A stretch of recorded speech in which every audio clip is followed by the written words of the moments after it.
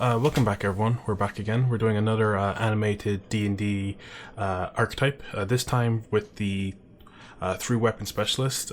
This was requested a while ago. I was trying to figure out the best way to make this character, and I looked online. I found some people who made their own homebrew stuff, so I was trying to take inspiration from them. There's one guy who made something kind of cool. I'll put a link to it where I found his one. It seemed interesting. He made like a good baseline level or archetype, but it was very broken in some aspects. I think I might have balanced it out a little bit here, so at least that you get the reward, but there is also a drawback of picking this class, that you get all the extra attacks and whatnot. But let's get into it. As per usual with these kind of archetypes, I like just to put in a little bit of the stuff that you can find in the PHBs, like this is, I think, the first paragraph in the fighter. So basically you have the well-rounded specialists.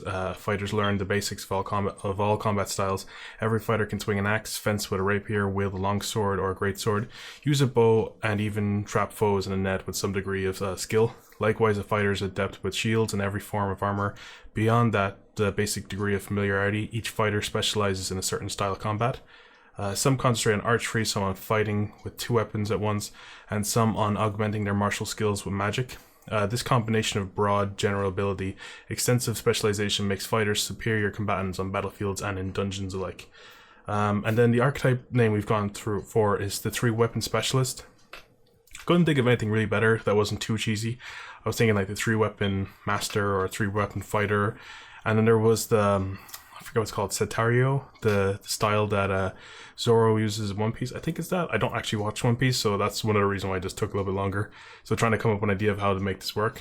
But I thought the best way for this class to be was to have a prerequisite with the 2-weapon fighting style, because at least then you can kind of branch off into the 3-weapon. It'd be weird if they went from like saying, for example, I don't know, a shield or something that would give them that kind of bonus. But like if they're going down this path, more than likely they're going to pick 2-weapon style or 2-weapon fighting style, but it just makes more sense for them to have that locked in to then branch off into this archetype.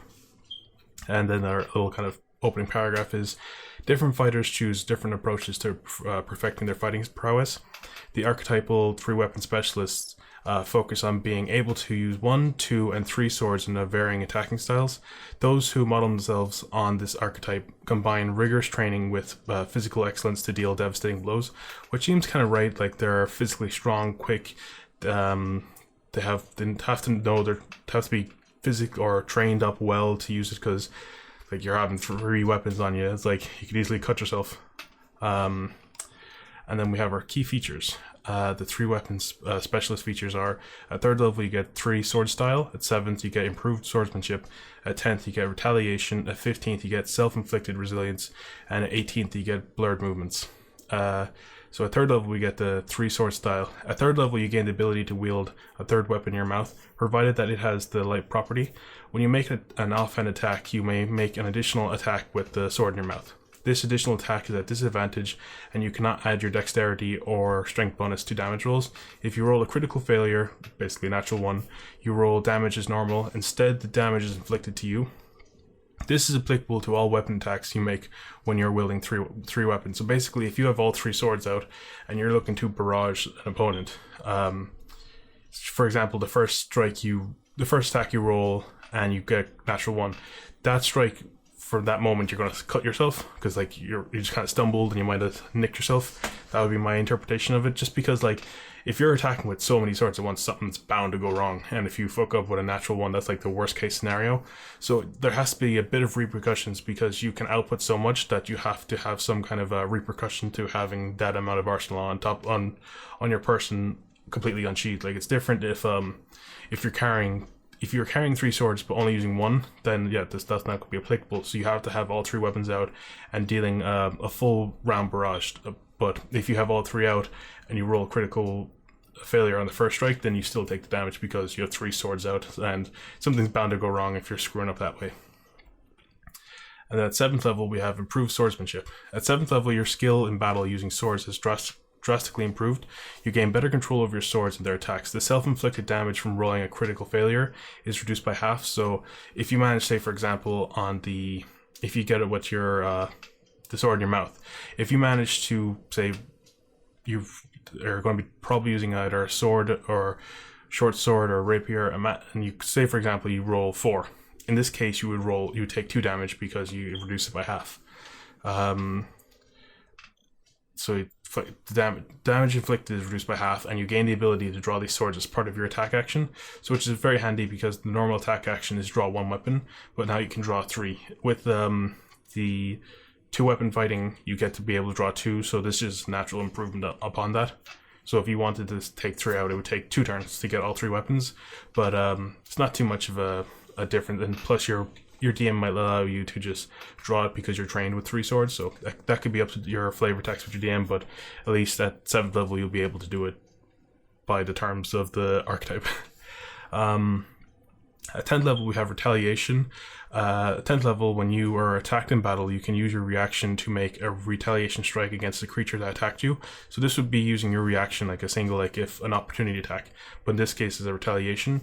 I just figured it'd be a good thing to throw in because you're essentially like a little Beyblade going around the place, just swinging swords and left and right. And if someone gets in close to you, you're going to hit them. So it just makes sense. Like if they hit you, you just hit them straight back as fast as you can, just because you don't want to get you don't want to be taking damage.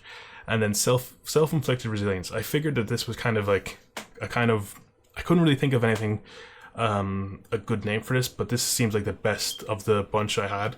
At 15th level, your body has become accustomed to the damage that you inflict upon yourself when you roll a critical failure on attack rolls. You gain resistance to non-magical slashing and piercing damage. I know it probably should just be completely slashing damage, but like in this case, like you're prone to probably stab yourself with your sword, so that's why I was thinking piercing damage. We're not throwing in bludgeoning because it's going to be a case where you're probably not going to bludgeon yourself with a sword, and if you did, it would probably just be a little tap more than anything. So, but yeah, so piercing and slashing, and this also is applicable to the damage that you would deal to yourself. So then once again, it's halved again. So I think at this point, I'm not sure on certain rules. Some might say that it's completely nullified, but I believe if you have resistance and resistance, no, I suppose if it's nullified, you'd have immunity, not resistance. So yeah, so like in my previous example, if you took 4 damage, you would reduce it by half because of the improved swordsmanship, and then you would reduce it by half again because of self-inflicted resilience, so you would just take 1 damage in that case. If you were to stab yourself, and in another case, if you were to take 10 damage from an enemy's longsword or something, you'd only take 5 in that scenario. And at 18th level, we have blurred movements. I thought this picture suited it really well. Just see spinning really quick and everything's all blurry. It looks really cool with it and just matches it, I think, with the decal of the character. At 18th level, your speed and offensive capabilities have been honed to a degree that allows you to move quick and stay out of harm's way.